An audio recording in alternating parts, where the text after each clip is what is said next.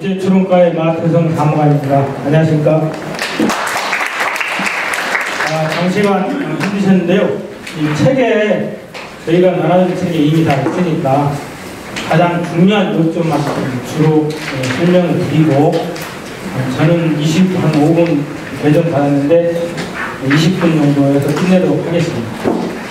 일단은 이제 국제 출원하면 아까 전 시간에도 말씀을 드린 걸 아시겠지만은 혼동이 돼요. 국제가 국제 출원에 있어서는 일단 세 가지 루트가 있다는 거. 일단 조약이 세 개가 있는데 제일 먼저 PCT라고 조약에 의한 건 특허와 실용시하는 PCT를 따른다. 그 다음에 헤이그 시스템 조약은 이제 디자인을 하는 거고, 그 다음에 마드리드는 상표. 이 네 가지를 딱 기억하고 계시면 돼요. 그러니까 특허와 실용시하는 PCT를 따른다. 두 번째, 헤이그는 디자인이고 마드리드는 상표다. 이렇게만 아시면 되고요. 다음을 넘어가시면, 자, 그럼 PCT는 뭐냐? 와이퍼, 지금 세계 지식재산기구에서 운영하는 국제조약을 말씀드리고요. 거기서 페이턴트 코퍼레이션 트리티, 그 PCT 약자를 따서 특허협력조약, 그걸 말씀을 드립니다. 사람들이 좀 헷갈리는 것 중에 하나가 출원과 등록 그리고 이 권리를 헷갈리는 수가 많이 있습니다. 그래서 이제 출원인들이 이제 주로 민간인들이 좀 오해하는 게 뭐냐면, PCT 국제 출원만 하면은 전 세계의 권리를 얻지 않냐, 이렇게 오해를 하고 있습니다. 그래서 가장 중요한 건 이건 출원에 불과하다. 마드리드 시스템하고 좀 다른 점은 뭐냐면, 출원을 하는데 지정국을 이 조약에 가입한 국에 올 지정이 된다는 거예요. 마드리드는 필요한 나라를 지정을 해야 되는데, 반대로 이 PCT 조약은 전부 지정한 걸 깔고 들어가는 겁니다. 그래서 다음 얘기에 PCT는 해외 출원의 하나의 방법인데, PCT 출원, 다음 보시죠. 자, PCT에 의한 출원은 아래 그래프와 같은데, 전통적으로 파리 루트라고 있어요. 파리 조약에 의거해서 한 것은 우선권을 기점으로 해서 12개월 안까지 해당 들어가고 싶은 나라에 전부 출원을 해야 돼요. 근데 여기 국내 출원이 있고, 다음에 12개월까지 국제 출원을 할 수가 있습니다. 그럼 국제 출원일로부터 국제조사가 있고 국제공개가 있고, 다음에 30개월의 국내 진입 단계가 있는데, 이 30개월이 중요합니다. 국내 출원에서부터 여기까지는 국제 단계라고 하는데, 국제 단계는 쉽게 말씀드리면 그냥 국제적인 출원 단계일 뿐이고, 실질적인 권리를 얻기 위해서는 국내 단계를 반드시 진입을 해야 한다는 거. 국내 단계는 각 나라별로 들어가야 된다. 왜냐하면 이 특허법은 그 각 나라에 대해서 권리를 속기주로서 그 나라에서 얻는 것이지, 절대 국제 출원을 한다고 해서 권리가 생성되지 않는다. 이게 가장 핵심입니다. 그러면 다음을 넘어가 봅시다. 그럼 국제 출원의 단계는 크게 국제 출원을 하고 국제 조사를 하고, 그다음에 국제 공개를 하고 이제 국제 예비 심사를 하게 됩니다. 몇 가지가 이제 국제 단계라고 하는데, 국제 출원과 동시에 국제 조사는 필수적으로 같이 페어처럼 따라 들어가게 돼 있어요. 국제 출원만 하고 국제 조사 싫다, 그게 아니고 조약에 의거해서 반드시 국제 조사를 하는데, 국제 조사에 대해서는 이제 지정할 수가 있습니다. 국제 조사 기관이 있어요. ISA라고 하는데, 거기에 있는 조사 기관을 선별해서 자기가 싼 데를 갈 수도 있고, 자기가 계획에 의해서 간단한 데를 갈 수도 있고, 그런데 국제 조사는 뭐 하느냐? 선의 기술을 조사하고 특허성을 검토를 합니다. 그리고 이제 국제 공개는 뭐냐? 이 18개월이 중요한데, 모든 우리 특허청에 있는 국내 특허도 역시 공개는 강제 공개도 강제인데 1년 6개월, 18개월에 공개가 하게 돼 있습니다. 그래서 그 18개에 맞춰서 국제 관계도 같이 18개로 맞춰놓은 거죠. 그 다음에 예비 심사라고 하는데 국제 예비 심사는 출원인이 필요에 따라서 선택을 할 수가 있습니다. 그래서 이런 단계를 거치고 있다 이렇게 아시면 되고요. 다음 단계를 보면 이제 PCT 가입을 도대체 몇 국이 했냐. 현재 이제 한 152개국이 이제 가입을 한 거죠. 이 152개국이라는 개념은 뭐냐면 내가 한 번에 출원을 함으로써 이미 152개국을 지정한 거라고 봐도 과언이 아닙니다. 그럼 무슨 얘기냐? 출원은 이미 국제 출원을 하면서 152개국을 했다고 생각하시면 돼요. 다만 필요에 따라서 지정관청을 정해가지고 뭐 미국으로 들어갈 수도 있고 뭐 중국으로 갈 수도 있고 그것은 전략상 선택을 할 수 있는 거죠. 그러면 국제 출원을 할 수 있는 자가 정해져 있는데 국제 출원할 수 있는 자는 여기에 나온 것처럼 대한민국 국적을 가지나 이게 무슨 얘기냐? 수리관청을 어디로 할 것이냐? 여기는 지금 우리나라를 수리관청으로 한 곳이기 때문에 이러한 조건이 있고요. 만약에 이제 우리나라 국적이 없다든지 이런 경우는 와이프 상국으로 이제 우리가 비록 우리 수리관청에서 받았다 하더라도 이 조건이 만족이 안 된다. 그럼 이게 반려시키는 게 아니고 와이프로 보냅니다. 송부를 하는 거죠. 그럼 와이프에서 수리관청 역할을 하는 겁니다. 그리고 국제 출원 언어는 한국어, 영어, 일본어 이 세 개가 되어 있어요. 그러니까 한국어 출원을 국내적으로 우선권으로 하고 다시 그걸 가지고 국제 출원도 할 수 있다는 거. 이게 좀 편리한 점 중에 하나입니다. 다음 보시죠. 그러면 국제 출원, 국제 특허 출원이죠. 국제 특허 출원의 제출 서류는 우리 그 국내 출원서하고 유사합니다. 그래서 출원서, 관련 설명, 정부범위 요약서 보면 이렇게 되고요. 국제 출원 번호는 아래와 같이 PCT/KR, KR이 이제 우리나라의 수리관청 코드고요. 2017년 연도, 그 다음에 시리얼 번호, 1년 번호죠. 다음 보시죠. 근데 중요한 건 뭐냐? 보안사항이 있고 고정사항이 있습니다. 보안사항은 왜 중요하냐? 이 보안사항을 이렇게 지키지 않는다 이렇게 되면은 이게 출원일자가 딜레이가 됩니다. 이게 만족할 때까지 딜레이가 되기 때문에 중요한 건 보안사항에 걸리지 않도록 서류를 내야 된다는 겁니다. 그래서 출원일이 딜레이되면 나중에 선출원자하고 경합이 생기기도 하고 출원이 중요하신 건 다 아실 테고 어찌됐거나 보안사항에 걸리지 않도록 흥미가 없도록 가능한 최선을 다해서 지키는 게 좋다. 그게 중요합니다. 다음 보시죠. 자, 근데 이제 우선권이라는 걸 보면은 아까 말씀드렸죠. 우선권은 일단 먼저 출원일로부터 12개월 내에 그 국제에 출원을 해야 되는데 깜빡 잊고 14개월 내에 하는 경우도 있습니다. 근데 그걸 인정해 준 나라가 몇 가지 있어요. 우리나라는 인정을 안 해준다면 반드시 12개월로 우리나라에서는 해야 돼요. 간혹 다른 나라가 몇 군데 있는데 지금 쓰진 않았습니다만 그런 나라가 있고요. 근데 일단은 비록 14개월 넘었다 하더라도 일단 진행을 합니다. 국내 단계에서 다툴 문제지 국제 단계로 넘어갈 때는 별 크게 무관하게 진행하는 거죠. 다음. 수수료가 좀 있는데 수수료는 이제 여기 스위스 플랑이 나오면 이게 주로 와이퍼에서 이제 받는 거고요. 출원서 있고 출원서 30매당 15플랑씩 더 받는 거고요. 이게 조사료가 뭐냐면 아까 말씀드린 것처럼 국제조사기관이 있다고 하잖아요. 국제조사기관은 어쨌거나 지정을 반드시 해야 한다고 말씀드렸잖아요. 거기서 싼 곳을 아니면 저렴한 곳을 알아서 선택을 할 수가 있습니다.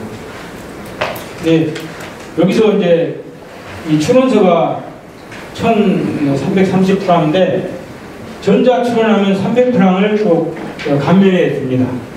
300프랑이면 현재 지금 시세로 약 30 몇만 원 됩니다. 이렇게 돼가지고 그런데 이 조사료, 해외 조사료는 물론 환율에 따라서 왔다 갔다 하니까 그거 알고 계시고요.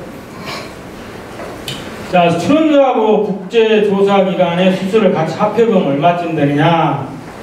한국을 이제 조사기관으로 선택했을 때 그때 160만 원 정도. 영어로 한국을 선택했는데 불구하고 영어로 내면 좀 비싸지죠. 240만 원.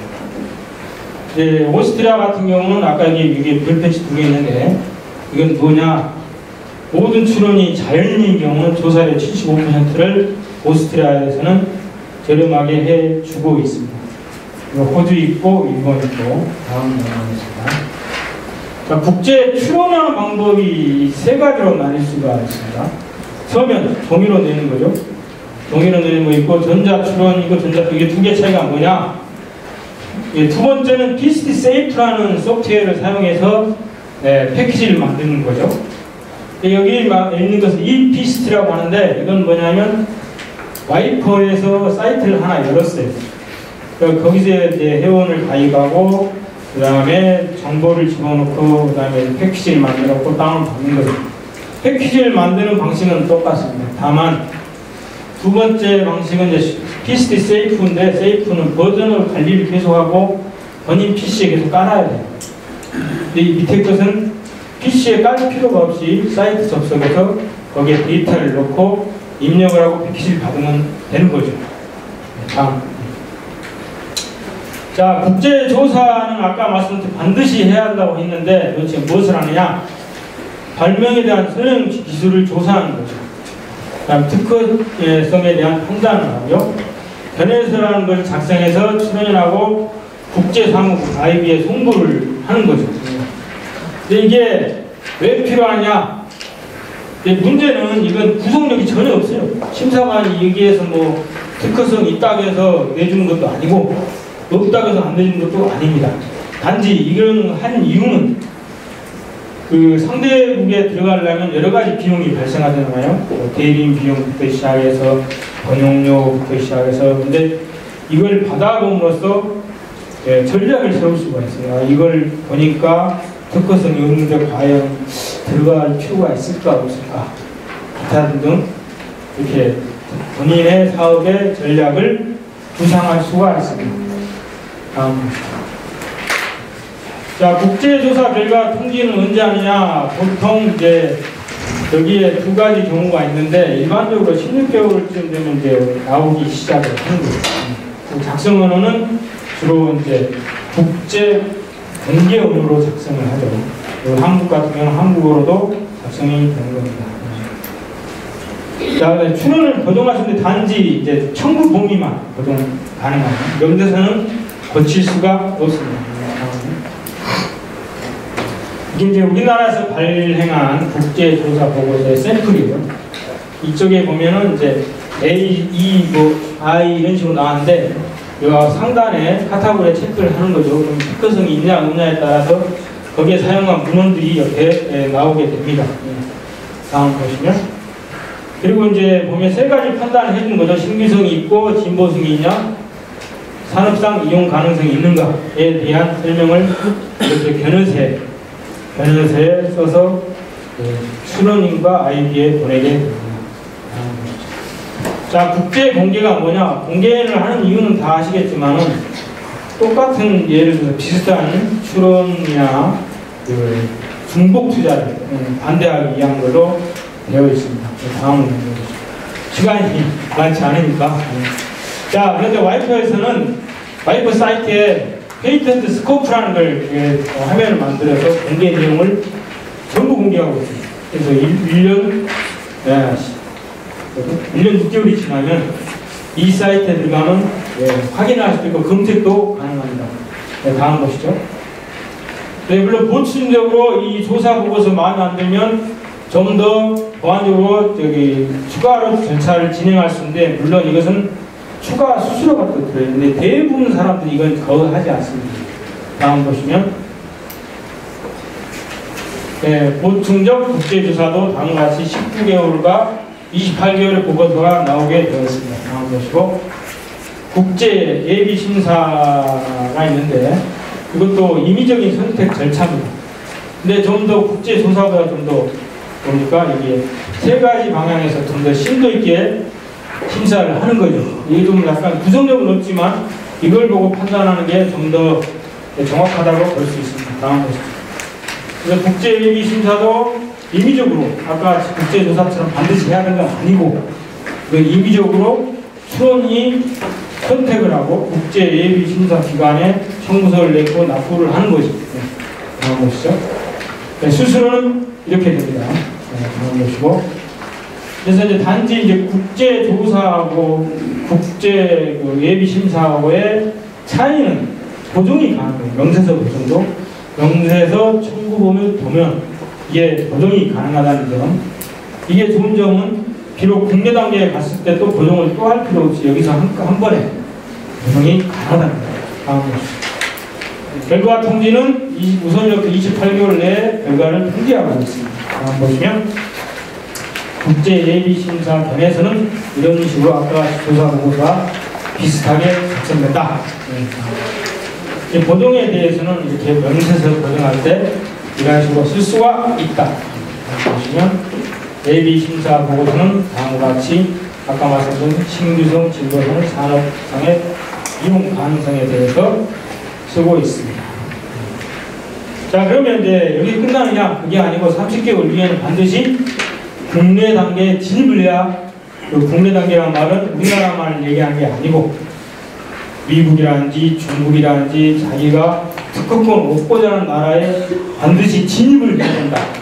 이걸 잊으시면 안 된다 이거죠. 한국 특허청은 그 전에 보면 우선부터 31개월이라고 쓰였죠. 일반적으로 대부분 30개월 이내에 이제 국내 단계에 진입을 해야 됩니다. 이걸 이제 국제 출원에서 가장 중요한 건 기간이에요. 기간 놓치면 의미가 없거든요. 그래서 그 대리인들께서 가장 고민해야 될 게 기간을 도구하지 마라. 이게 중요한 것 같아요. 그래서 저기 서류를 받다 보면 기간 도구에서 대상료를 물어내준다는 것이 상당히 복잡한 문제에 빠지는 경우도 많이 있습니다. 기간을 반드시 지켜야 된다. 다음 보시면 이 단계는 아까 말씀드렸죠? 다음 보시면 그럼 이런 국제 출원 제도는 어떻게 활용할 것이냐? 장단점이 있습니다. 장점은 하나의 출원으로 전체 가입국 전체 출원 효과가 있다. 단점은 뭐냐? 그냥 들어가면 그 출원료가 되지 않을 텐데 수수료 이중 부담이 있는 거죠. 상대적으로 상당히 깁니다. 그렇기 때문에 기간이 많이 소요된다. 그리고 국내 단계 진입 시 대리인이 선임이 반드시 필요하다. 다음 보시면 다음 보시죠. 시간이 없는 관계로 빨리빨리 넘어가겠습니다. 그다음에 국내 단계 진입 결정을 어떻게 해야 되냐?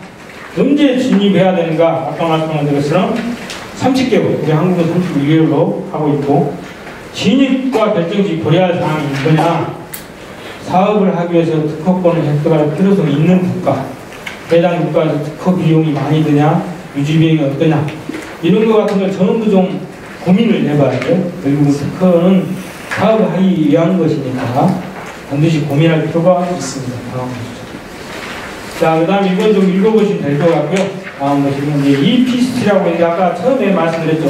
출원한 방법 세 가지가 있다. 서면, 그 다음에 PCT 세이프, 그 다음에 EPCT가 있는데 중요한 것은 EPCT를 아셔야 되는데 세이프는 조만간에 이제 그 대상 와이퍼에서 지원을 안 한다고 합니다. 그래서 EPCT를 좀 더 책도 좀 읽어보시고 나중에 좀 돌아가시면 EPCT에서 좀 아시는 게 좋다 이거죠.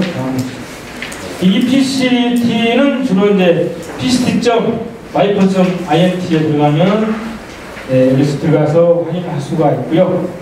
그 다음에 중요한 건 이제 모든 언어가 지원이 돼요. 한국어를 선택하면 한국어도 나온다는 거 이 점이 있고, 저 아래 보시면 PCT 세이프를 통한 출원은 올해 9월까지 한다고 합니다. 그러니까 이것은 저도 좀 국제 출원을 하기 위해서는 EPCT를 알아야 된다. 다음 보시죠. 웹베이스라고 말씀드렸잖아요.